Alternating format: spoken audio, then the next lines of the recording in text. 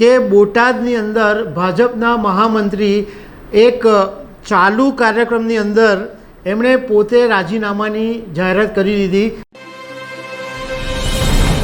નમસ્કાર દર્શક મિત્રો, ગુજરાતની અંદર પરસોત્તમ રૂપાલાનો જે વિવાદ છે એ લગભગ આજે 20 દિવસ થઈ જવાના, પરંતુ કંઈક નાને મોટે અંશે એ વિવાદ હજુ ચાલુ જ છે। ક્ષત્રિય સમાજના લોકો હજુ પણ રોષે ભરાયેલા છે। હવે તાજેતરની અંદર એક ડેવલપમેન્ટ એવું થયું કે બોટાદની અંદર ભાજપના મહામંત્રી એક ચાલુ કાર્યક્રમની અંદર એમણે પોતે રાજીનામાની જાહેરાત કરી દીધી અને એમ કીધું કે હું 20 વર્ષથી ભાજપ સાથે છું, પરંતુ અત્યારે ક્ષત્રિય સમાજ નારાજ છે, તો એવા સમયે હું સમાજની સાથે છું એટલે ભાજપમાંથી રાજીનામું આપું છું। તો એના વિશે હું તમારી સાથે વાત કરીશ। મારું નામ રાજેશ શાહ છે અને તમે જોઈ રહ્યા છો ખબરછે.com।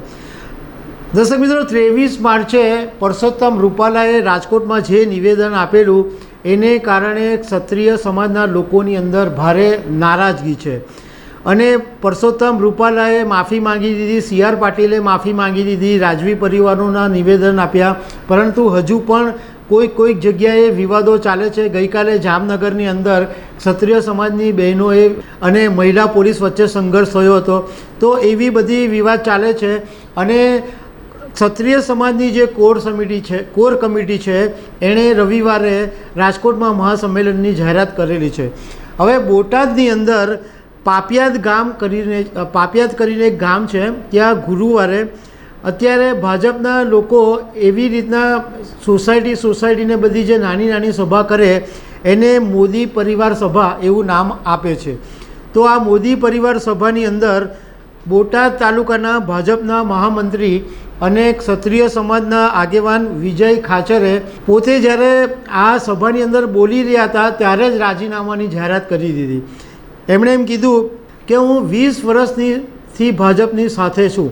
જ્યારે મને મતદાનનો અધિકાર મળ્યો એ દિવસથી ભાજપની વિચારધારા સાથે સંકળાયેલો છું અને અત્યાર સુધી હું ભાજપ સાથે કામ કરું છું, પરંતુ પરસોત્તમ રૂપાલાએ ક્ષત્રિય સમાજ માટે જે નિવેદન આપ્યું છે એને કારણે આખો સમાજ નારાજ થયો છે અને હું પણ નારાજ છું, એટલે હું ભાજપમાંથી રાજીનામું આપું છું અને હું સમાજની સાથે ઊભો છું।